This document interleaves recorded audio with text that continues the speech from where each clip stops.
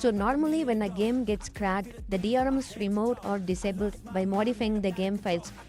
Now this process isn't easy. It takes time, sometimes weeks, sometimes even months. And these traditional cracks run into normal user mode, which means they have limited access to your system, so the overall risk is somewhat contained. But recently things have changed. A new method called the Hypervisor bypass has completely flipped the situation. So instead of removing the DRM, this method simply tricks the system into believing your PC is the original licensed machine.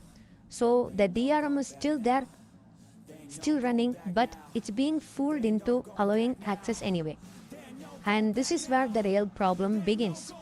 Because this bypass doesn't run like normal software, it operates at a much deeper level at the kernel or even the hardware level of your system.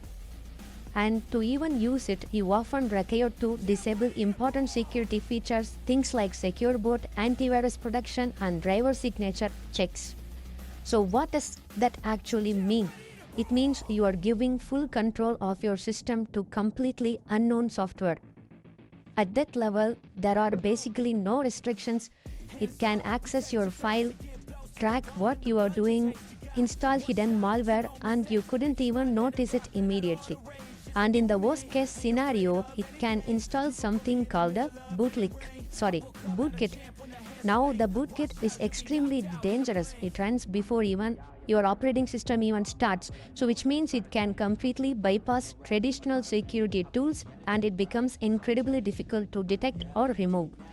Even though all of this sounds risky, the method itself is very effective. Games that used to take months to crack are now being bypassed within hours, sometimes even on the same day they release. And because of that, there's been a massive surge in cracked games recently. This puts Denuvo in a very difficult position since it operates at a low system level. It simply can't defend effectively against something running deeper than it. And that creates a serious problem going forward, because in the future DRM could become even more aggressive.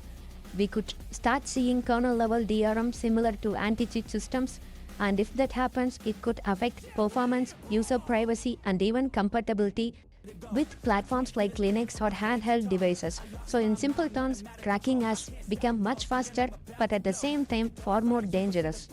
The risk has shifted from basic malware to something much worse, full system compromise. And going forward, both DRM systems and bypass methods are only going to become more extreme. So thank you for watching, guys. Have a nice day.